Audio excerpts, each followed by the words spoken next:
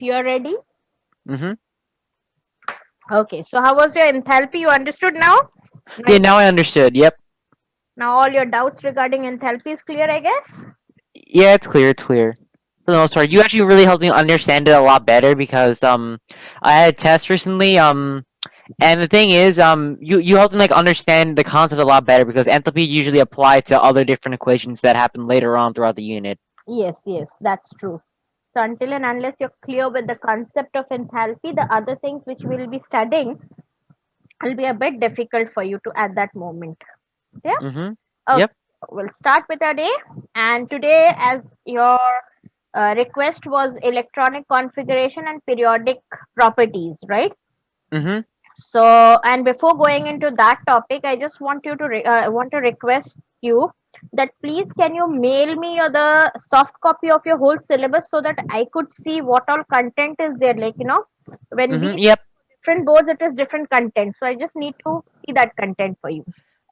Hopefully, I can send it to you via email because I don't think it worked last time when I sent it via WhatsApp. So Okay, maybe you can. if I can send it via email, that'll Yeah, be good. surely not an issue. And George, you can take down the notes along with when I'm teaching. And after that, also, I'll be creating a Google Classroom for you, Okay. like I do for other students. When I post it in the WhatsApp, sometimes it happens that if you forget to download after a few days, if you try to download, it won't be able to accept it, right? Mm-hmm. So I post all my content in the Google Classroom so that in future, like after through 2-3 months, also if you need to download those content, you can easily do there. Okay. I'll be making that for you and by tomorrow, and then you can take the notes from there also if you skip out anything while I'm teaching, right? Mm-hmm. Okay, chalo, we'll start. Yep. Okay. Okay, now what is electronic configuration? Electronic configuration is a very difficult term, I would say, for people. We have to remember 1s2, 2s2, 2p6, 3s2, 3p6, 4s2, 4d, 3 f orbitals and all those things, right? Mm-hmm. So it becomes very difficult to understand that which orbital will first get filled up, which will have how many electrons in it. So all these things you need to understand before this in this electronic configuration topic, right? But this filling up of the shells and all those things depend on two rules. That is Afbau's rule and Hund's rule. I think your syllabus only gives Afbau's Hun's rule. and Oh Hund's. no, no, no. Our syllabus only gives out Hun's rule, where we have to basically fill it out in a parallel fashion first. Okay, so you just have Hund's rule, you don't have the Afbau's rule. But Mm-mm. Afbau's rule tells you about the energy level, and first the energy level has to be considered, and then you need to go into the parallel arrangement of it. Clear? So I'll Clear. be explaining you Afbau's rules also so that it is very clear in your mind that how these electrons are placed into the orbitals. Clear? Mm-hmm. Okay, now coming to the Faust rule. Sorry, I cannot pronounce this horrible word, Alpha or Afghans. Okay, yeah. so that rule says n plus L rule also we call it, and it is Afbaus is no scientist, right? It is not based on any name of a scientist. God forbidden that if this was the name, people would have confused themselves. It is on the basis of a German word which means construction. Why construction? Because we are constructing this orbital thing. That is why it means construction here. Clear? Yep. Okay. Now, what does it deal with? It deals with the subshells of an atom as to which subshell will be occupied first and so on. That is, in short, filling of the orbitals. Means if I have s, p, d, f and so on, which orbital of mine will be filled up first and which will be filled up second. So that is Mm-hmm. there, which explains this rule explains us that the principle is based on energy of the orbital or the subshell. Electron Mm-hmm. first occupies the lower energy orbital, means the orbital which has the lowest energy will be first filled, then will go to the next level and so on forth, right? and the electron filling increases, increasing order of energy, it increases, right? From Mm-hmm. as you keep on increasing the energy, the electrons will also keep on increasing the adding up into those orbitals. Yep. Okay, now going to the n plus rule. Now, how to know that the orbital has more energy or less energy? If I give you, okay, I give you an element, tell me which one will come first, which one will come second. So you need Sure. to find out the energy level, right? And Mm-hmm. that energy level is defined by the n plus rule, where n is the principal quantum number and L is the azimuthal quantum number. That you don't have to go much in detail about it because it is a physical term which I will not explain you right now. Only Mm-hmm. remember that if I have a 2s and 3p, my 2 is the n and my s is the L. Clear? Yes. Okay. Mm-hmm. Okay. Yes, where the 2 represents the principal quantum number, and then the P represents which specific subshell it's in. Yes. This the n, the if I say the value of n will be your first this thing here, and L will be the second, where what is the value of them, your it's given here, they are fixed, the n is SPDF and the value for L is 0 1 2 3 4. Matlab S is, Yes, because it's n minus one. I mean n minus L from a subshell. So then, if the principal quantum level is 1, then it only has S, which yes, is 0. great, And then yeah, if it's P has 2, and that'll be 0 and 1. Okay, sorry, I'll stop going on. got it. Yep, got it. Okay, now the energy is directly proportional to n plus L, means the value, if I add n and L, if my value is increasing, means my energy level is also increasing, and vice versa. But that is what is directly proportional sign mean.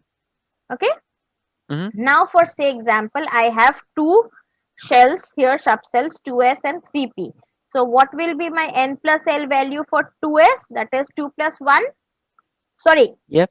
no, it will be 0 here, my mistake. 2 plus 0, that will be equal to 2 because Yep. the value of S is 0. So my mistake here, it will be a 0. And what will be the value of P? That is 3 plus 1, 4. So which one as such will have a lower energy? It will be 2S because it will have only 2, right? I'll Yep. correct this mistake here. So in that case, the energy of 2 will be less than that of energy of 3p. So the Mm-hmm. first filling of the electron will take place in 2s and then it will jump to 3p. Clear? Clear. Okay. Now going on forth, here is an example where I have taken few orbitals or subcells and I have to compare them in the increasing order of energy, right? So Mm-hmm. 1s2, 2s2, 2p, 3s2, 3p, 3d, 4s, 4d, 4, 4p, 4d, 5s. Now, when I do the n plus L, I get 1, 2, 3, 3, 4, 5, 4, 5, 6, 5. Now, in this, if you see, you have these orbitals has the same value of n plus L, sorry, not np, n plus L.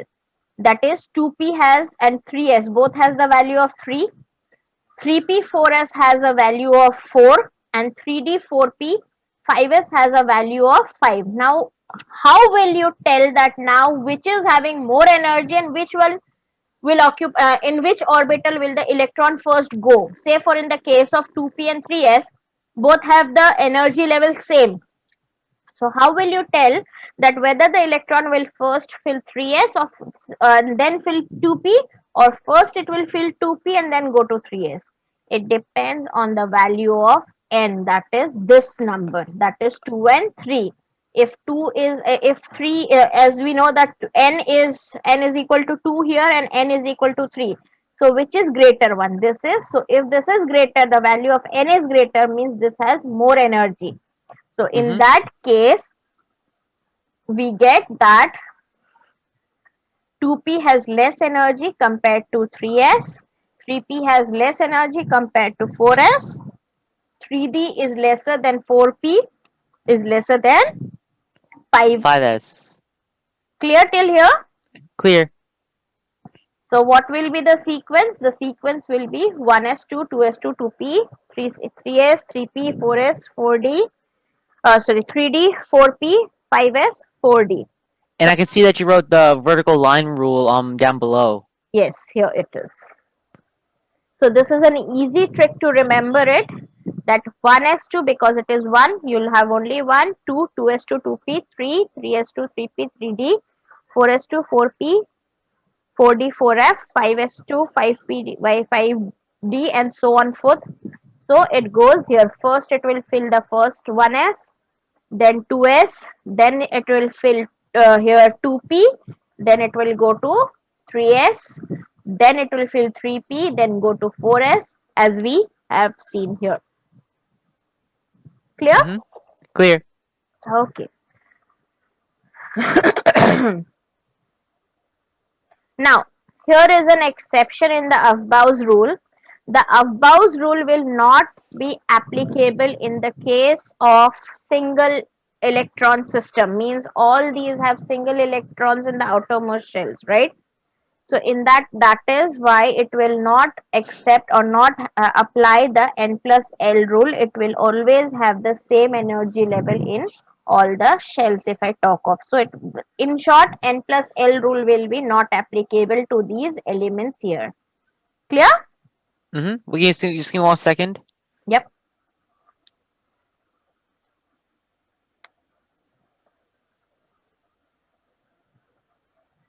Got it.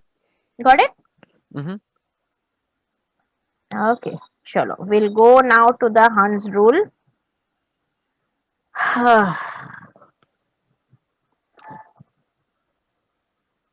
Okay. The Hund's rule is the rule for filling of electrons, means how does the electrons get filled up in the orbitals. That is what we see here. Sorry, this is an omitted part because I was doing in a hurry. I made all things wrong. So here it is, this the energy levels and filling up of the electrons. That is what is shown here. Clear? Mm-hmm. As per the Aufbau's rule. Now, the capacity of each orbital is that 1s2, 2s2, 2p6, 3s2, 3p6, 4s2. Now, so what do we get? That orbitals, basically we don't go away apart, like basically we don't study much elements, we just study the first 30. Basically in your syllabus you might be having first 30 elements, right? To the Mm-hmm. max. You don't go above that. So you get up filled up by, D shell. So you don't go further the D shell. So the capacity of S is 2 electrons. D is 3 orbitals, so 6 electrons. D has 5 orbitals, so it has 10 electrons accordingly. Clear? Mm-hmm. Okay, now, so here are few, examples I have taken. Is that hydrogen has atomic number 1, so it will fill up the first cell, that is 1s1. Helium 1s2, so it will fill up both the, it will fill up the s orbital. Then lithium you have 3, so 1s2, 2s1. So it will fill up this one full, this is half. Now coming to beryllium, for 1s2, 2s2, obviously both the s orbitals will be filled up. Now the issue comes when you have this 5, that is 1s2, 2s2, 2p1. In this case, now you tell me which one of the orbitals will be filled up, x, y or z.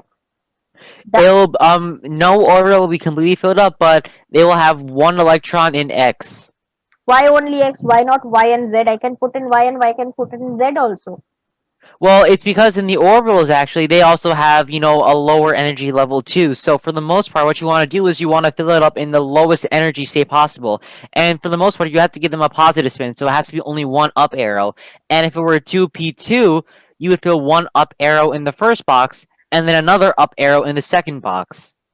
It's that, but then you are having orbital as p, but then these are the spins, x, y and z are the these things, the Yep. dimension. So it is said that in this case, when you have such kind of thing, the energy level in this is almost equal, means they are not, like, negligible differences there between the three. So you can fill up in any of the part. You can either put it in a px also, py also, or pz dimension also. Clear? Mm-hmm. And yes, spin can be any spin you can put. It can be positive spin also, it can be negative spin also, right? Mm-hmm. So you can Oh, usually in our curriculum, it tells us to fill it up see px or from left to right. But I can see that it also works for this one too. yes, because it is almost like all three have equal. When you talk of dimensions, three x dimension, y dimension, and z dimensions, they all have almost the equal energy level. So it is not an issue if you put the this thing electrons in any of the orbitals. This will be very very helpful when we do the other parts, like your the bonding things, electronic bondings, metallic bondings. When we studied a chemical bondings, this will also play a very vital role there. Mm-hmm. Clear? So Clear. that you always need to remember, that when it comes to px, py, pd, pz, all have almost the similar energy level, so you can fill up any of the this thing dimensions with an electron. Okay. Now with carbon you have Z6, that is 1s2 2s2 2p2. Now here again you have two electrons. How these two electrons will fill up the block? So there is this, to explain this we come with the Hund's rule. Here it was just one electron, so we can put it anywhere. But then when you have two electrons, it can go as one positive spin, one negative spin. Here also, and other two are empty. That way also you can go, or this two can be occupied here, or anyways. But then what does the Hund rule says? The Hund rule says electron prefer to remain unpaired as far as possible. Means if I have two electrons, if I put it together, then it is not preferred.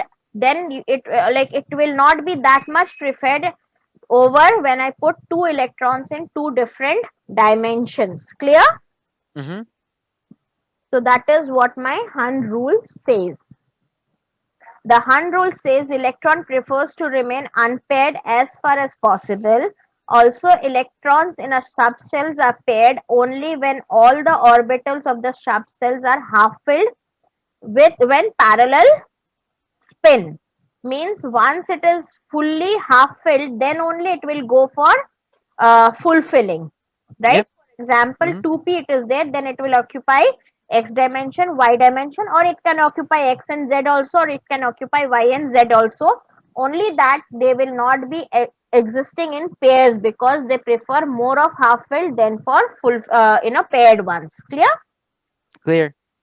Okay, now when we have nitrogen as z, 3p3, then it can be in a positive spin also, it can be in negative spin also, and all three in the three dimensions x, y, and z. Now oxygen 1s2 2s2 2p4. Now once they all are filled up, then what will happen? One will become a fulfilled. Clear? Mm-hmm. Okay. Same way now we go for, I'll be explaining you your first 30 elements, and then I'll stop in electronic configuration.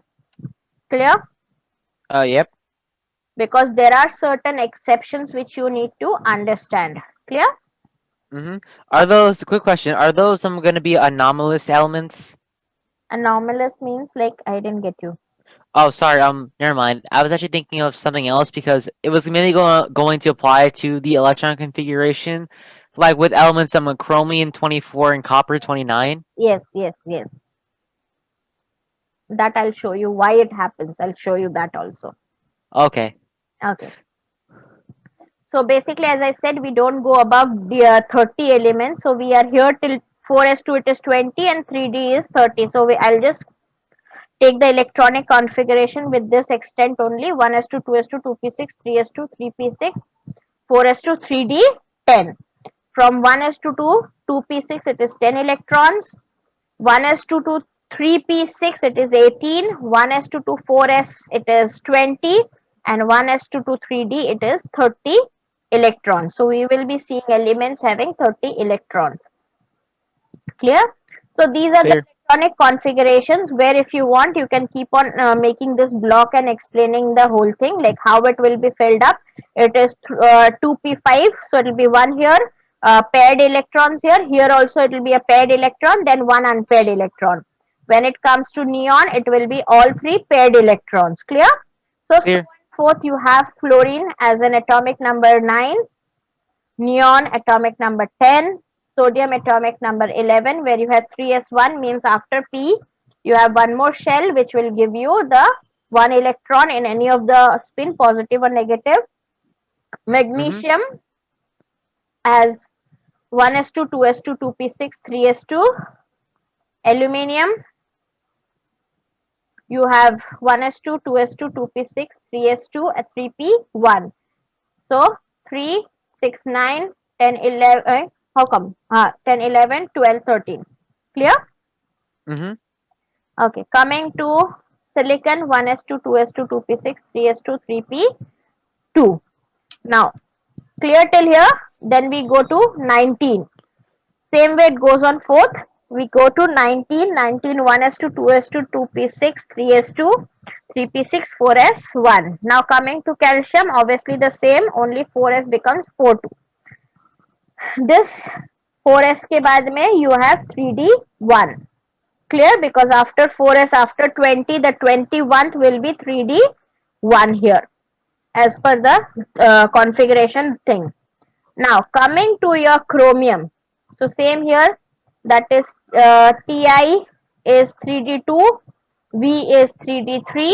Now coming to 24, that is chromium. Chromium is an exception here. Chromium has, it becomes 3d4, 4s2, 3d4. That is the normal configuration as per what we saw till now.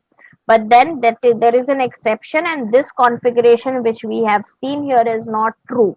The reason behind this is that in this, what happens, the configuration, electronic configuration changes, where one electron from the s orbital is shifted to this d shell. Now why does this happen? This happens because this is the normal one, which we exceptional thing which we saw, that it should be 4s2, 3d4.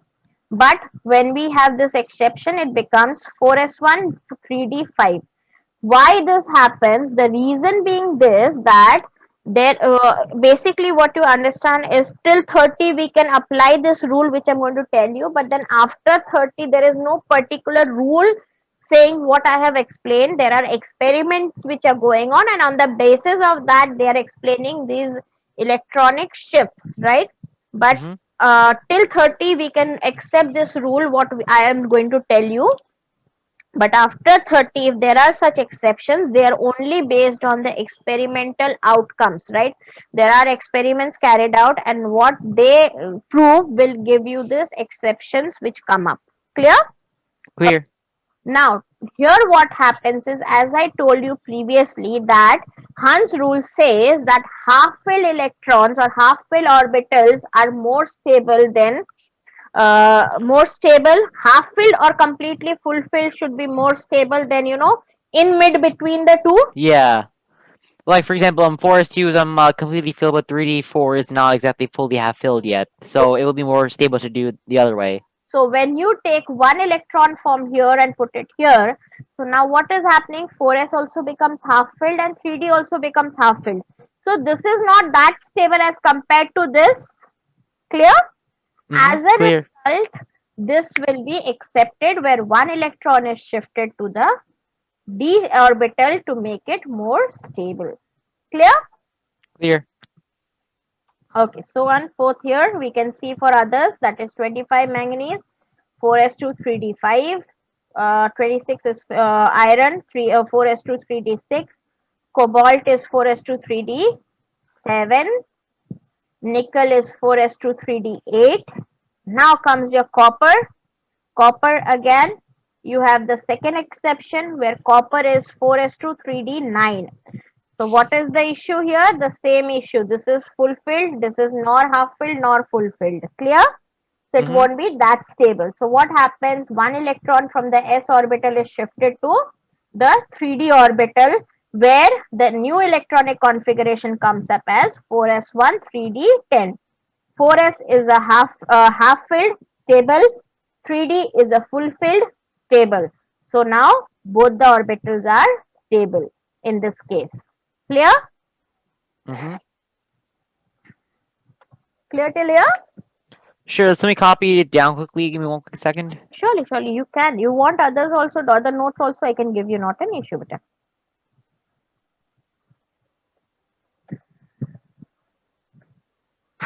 Clear with Hans rule now? Clear thumbs rule. You got it. Great. You write it down, I'll just have a glass of water and come. Yep. Got it.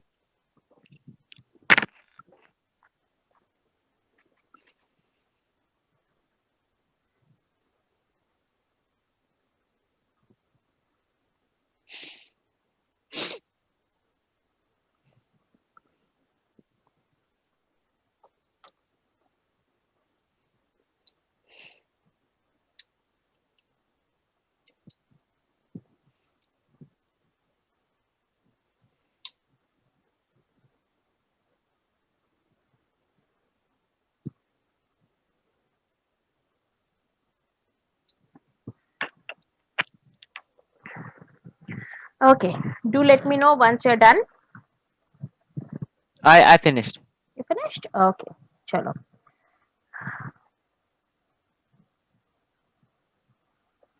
Okay. Now I'll come up to this periodic table. Now you know that periodic table you have down the group along the period also. You know that which is the group and which is the period. Clear? Yep. You need me to explain that. No, it's fine. I know that when you go down a group, basically down a column, what Yes. happens when you go down a group? What happens is the atomic size Increases. increases. Yeah. And what about the ionization potential, electronic affinity, all these? You know the terms or you just don't know because I have to explain also. Maybe just explain it again because we were about to do this. So I would say maybe just explain again would actually just refresh my memory from last year. Ionization potential, electronic affinity, electronic negativity, all these are a particular topic to itself. I have notes of it like 5 pages notes also particularly for this thing. So I'll be explaining you that in detail once I check your syllabus. Where is it? Like when you talk of periodic table, it has in detail of all these things, Yep. exceptions and everything. Clear? Clear. Okay, chalo. Okay, first we'll discuss about the variation down the group. I thought we'll be able to complete this much only today, so I have the notes still here only, but still I'll see other things of your syllabus and then I'll continue if there is this. Okay. Okay. Okay, down the group, if I talk of what happens is when you go down, say if I've taken here 4 elements, that is my hydrogen, lithium, sodium, and potassium, right? Then the atomic number Z is equal to 1, configuration 1, Z is equal to 3, configuration 2, 1, Z is equal to 11, 2, 8, and 1, Z is equal to 19, that is 2, 8, and 8, and 1 here. Sorry, I missed out a 1 here again. So now, when you see this number of shells, the shells in which the electrons revolve, as you go down, you see it increasing. Here it is 1, here it is 2, again 3, then you have 4. So as you go down a group, it increases. The shell number increases. What about the atomic size? Obviously, when the shell number is increasing, obviously the atomic size is also increasing. Clear? Mm-hmm. Now, valence electron, the electron in the outermost shell is what is the valence electron. So, if you see the electronic configuration, it is all 1. That is why they fall under the group 1. Group 1 says that all the elements in that group will have valence electron 1. Group 2 means valence electron 2. Group 3 means valence electron 3. So what is the number of valence electron down the group? It is the same, that is 1. What is valency? Tendency of either giving electron or accepting atom, like this donating this electron or which one takes place in the valency. Formation of bonding is here 1 because they all have 1 electron. So either they can donate 1 electron or take 1 electron and become partially stable. So the valency becomes 1 in this case. Clear? Mm-hmm. Now, what is an ionization potential? Now, you need to understand few terms here, then we can see it. Ionization potential is the energy to remove electrons. Means if I want to remove this electron from here, how much energy would I require is my ionization potential or ionization energy, which we call, right? Now Mm-hmm. understand this. In this first element, that is hydrogen, the electron is just next to the proton, so there is a lot of attraction between them. Yep. Yes. And when Mm-hmm. you go down to potassium, when you go down to the potassium, what is happening? What is happening? The Now there are going to be more electrons orbiting the nucleus. this is far away from here. Yeah, and can I just say something too? Yes. Yeah, and what you're saying is that it's far away from there, and the shielding effect from all the other electrons that are closer to the nucleus cancel out most of the attractive forces of the nucleus, right? Yes, very good. So that is what is here as the ionization potential. So the ionization energy required to this to remove this electron will be more than to remove this electron from here. So what happens with ionization potential? It will decrease along the group. Means Mm-hmm. you will require more energy here. It will require less energy here to remove. As a result, when you go down the group, it decreases, the ionization potential decreases. Now, coming to electron affinity, that is amount of energy which is liberated when electron is added. When I have to add an electron to this atom, how much energy it liberates, or when I am adding an electron to it, to the orbital, last orbital, always electrons add up in the last orbital. Remember this, right? So when you add up the electron in the last or the valence orbit, right? How much energy is released is your electron affinity. Clear? Affinity Clear. is what? Love for electron. Yeah. So Mm-hmm. in this case, what happens? This is closer to the proton, this valence shell. So it will easily accept it, and the energy released will be more compared to here, which will release very less energy because it is far away. So it will release less energy when electron is added. It will say, why will I require energy when my electron is so far away? Right here, electron is very close to the proton. So it will be like, okay, give me one electron, I'll be more happy because I'm very close to my electron. Affinity is more between these two, and the affinity between this proton and this electron is very very far away. He will be least bothered, that proton will be least bothered whether you take one or whether you add one. I'm least bothered with that. I have Yeah. electrons here with me. So what happens as a result, when you go down a group, your electron affinity also decreases. Clear? Clear. Okay.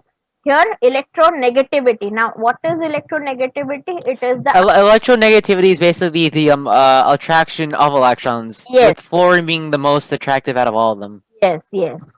So, what is electronegativity? It is the capacity to attract its own electrons. Obviously, when this is the smallest in size, it will attract more of the electron towards itself. As a result, when you go down a group, its electronegativity decreases. Clear? Okay. And the difference between electron affinity is that and electronegativity is that affinity basically means how much energy is released when an E is added, right? Yes, And electronegativity would be more of the opposite for the ionization potential, right? yes, you can say that way. But electron affinity is basically how much energy is released when an electron is added, right? Yes, electron affinity is like here, how much energy is required to remove this electron, and electron affinity is how much energy is added or liberated when you add an electron. And this is the attraction between the electrons and the protons in within the atoms. You can say electronegativity that way. Clear? Mm-hmm. Clear. Okay. Now coming to the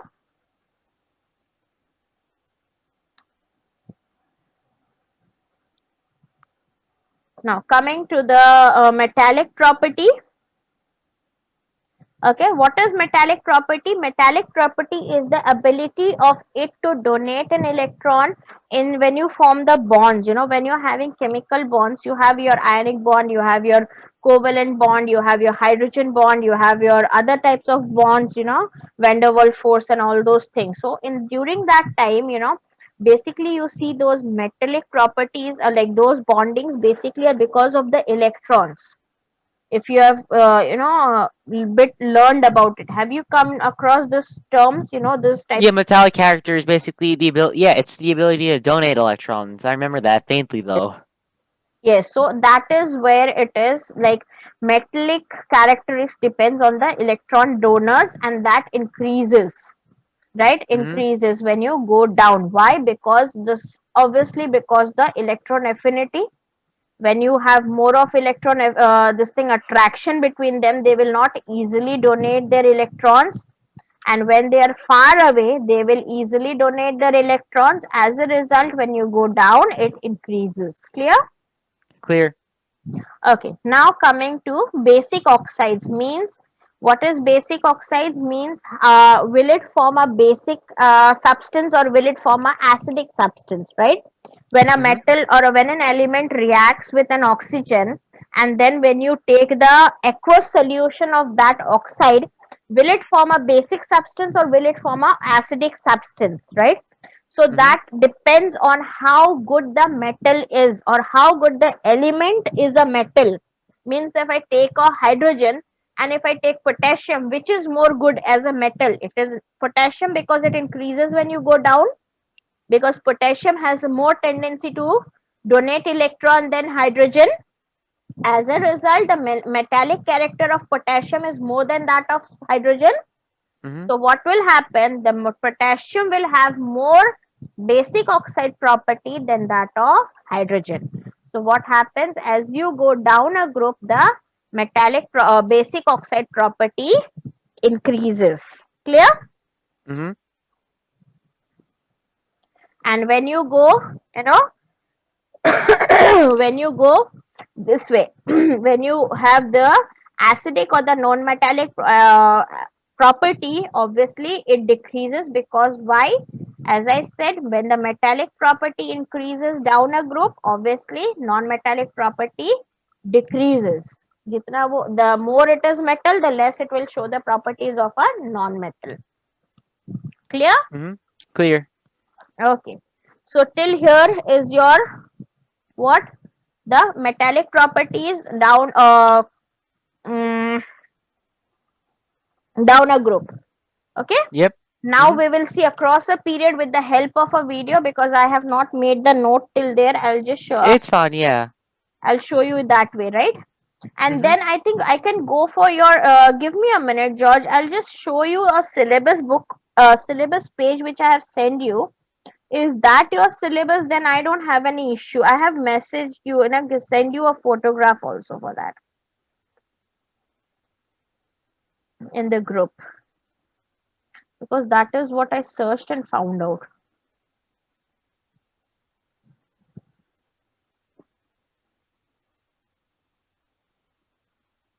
This is your syllabus, George. Not the no, not the exact one which they're doing. I know you got it from the College Board and it's considered AP Classroom, but it's sort of like this. Okay, But for the most part, you're right. okay, no issues. Just Yeah, no issues. send it to me so that I am very clear with what is your content all about, right? Okay. Okay, so chalo, we'll see the this thing properties across the period. Mhm. I'll just look for a video for you in English so that it's very helpful for you in that way. You know Hindi? Nope. Sorry. Not at all. Not at all. I'm sorry. No, no, no, not an issue. I know English very well because I was, you know, for 2 years in Scotland, so I know English very well. Hmm. So there I was like, you know, with my college thing, I was doing my forensic science in Scotland. Mhm. Yeah. So it was like good experience for me. Mhm. Yeah, but for the most part, even if I did know any of my native languages, I would probably know Bengali since we're Bengali first.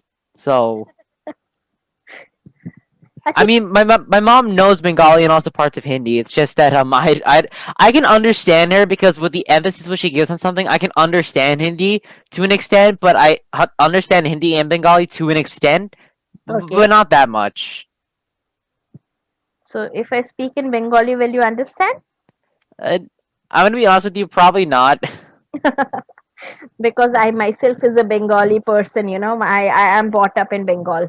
Ah. So your mother and father both are from Bengal? Hmm.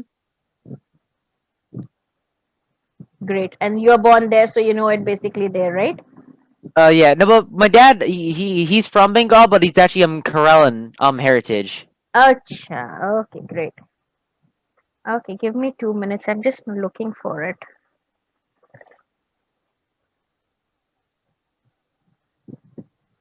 Okay, we won't go like this. We will go in a different way. Just today only we did.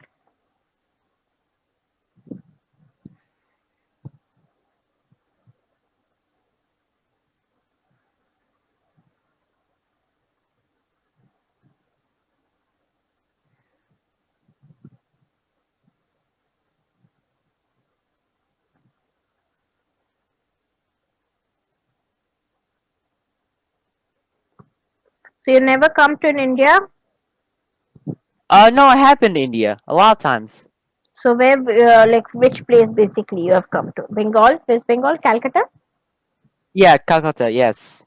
Calcutta is a hectic place. I could understand you would have faced such a lot of issue. Looking No, but it's fine. We stay in Shonarpur for the most part. okay, so that's not that very crowded, I guess. I Yeah, it's more like the residential areas. okay, so great. So like I have been in Calcutta for my, when like my parents still live in West Bengal. They are near Darjeeling. So Mm. like when I was about to do my processing for Scotland, I had to usually visit and stay in Kolkata. So it was like a hectic time for me, with Mm-hmm. that crowd there. Okay, chalo. Now here is a small thing which I can share you with you to show you the pattern, Now, as we discussed down the group, the valence electron will be last one will be one. Across the, one this one that will be if you talk of the period, it will increase. The valence electron will increase by one. Say for example, here if it is one in first period, then it will become two, then three, then fourth, and then so on fourth, right? And that will also affect its properties, right?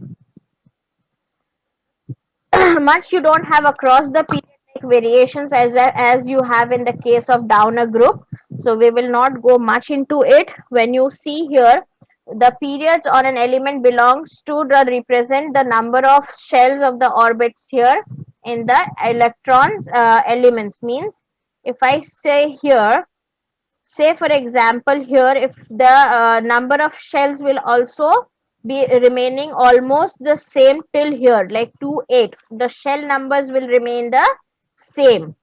Clear? Because it is 2 and 8. So first orbital will have 2 electrons, the second orbital will have 8. Same for here, first 2, then 7. So there won't be much of the difference in the orbital numbers here. Coming to this one, this will have 3 orbitals. Coming to the next across the period, it will have 4 orbitals, and so on forth. Clear? Going to Clear. properties of it, as you go across the period, your it will convert itself from solid to the gaseous state, and when it becomes gaseous, it becomes more of non-metallic, right? Because when we know that the non-metals, they exist in all the three states, basically we talk of mostly they are gaseous. So as you grow Mhm. across the period from left to right, they become from metal to non-metal. Clear? And one more thing, the gold elements represent the metalloids, and then that one particular element that's in the second to last column and down, so the second to last column, but in the third row, that's liquid bromine, right? Yes, this is liquid bromine here, and this is and mercury. that's mercury. Clear? Yeah, So that's what basically clear. about in the periods. Clear? When Mm-hmm. you see in the case of, across the period, you don't have much variations, but then these are the basic variations which you should know. Apart from that, we don't have much of it. Clear? Okay. Clear. Tell me, do you have Levi's dot structure or you don't have What dot structure? Sorry. Levi's dot structure? It is the the way you read But diagrammatically. is it diagrammatical, like where you have dots across a certain element that represent electrons, right? Yes, yes. Do you have that? I don't know. See, do you mind if I can just quickly draw? Like, is Yes. there a board which I can use for a second? Yeah, surely you can use, not an issue. I'll just give you the board. How do I I also have to see. I have never used a board here. You know what? Can you? Is there a way you can make maybe me the leader or like the host for a second? I'm just Maybe then I can have access to it.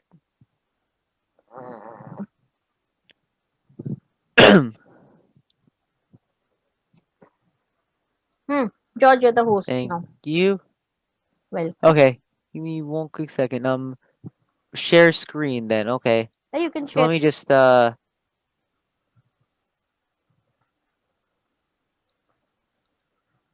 in here. Can you see it? Yep.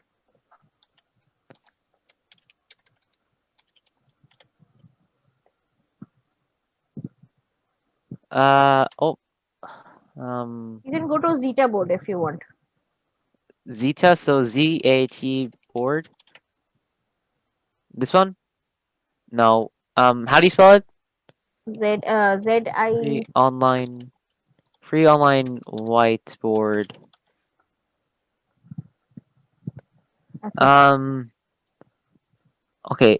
Does this work? Yes, yes, yes. If you want. Okay. So I might I might not exactly remember the carbon configuration correctly. So I'll maybe just do oxygen. Hmm. So Oxygen is. oxygen. Yeah. I I might be wrong in the exact format in which I do this, but You have two, and then yeah. Excuse me if I'm being a little bit wrong in this, or ten. like so individually, oxygen will be represented like this, Okay. right? Hmm. That would be individually oxygen, right? Yep. And then if it were bonded to another oxygen to form O2, Hmm. then you would do this, right? Yes, yes. This is Levi's dot structure which I'm talking. So, do you have that in your syllabus? In my syllabus, we might possibly because we have touched upon it during my regular chemistry class, and I'm pretty sure we're gonna touch upon it again. Okay. So, can we go for that today? Now, a bit. Sure, I'll stop the share right now. Okay. So, There. there And I can give you a bit, a brief about it, right? So that, next time we'll continue about it because we have a very huge topic that is along with that. Give me a minute. My computer yep. is full. It's like, cribbing. Please spare me. Oh, okay. Much of data from my school, from my tuitions.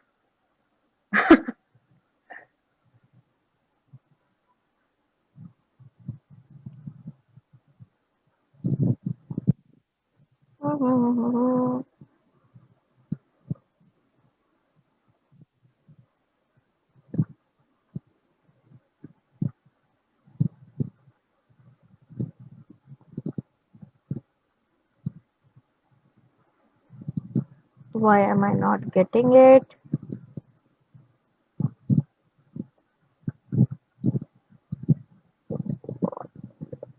Structure. Give me a minute. God help me.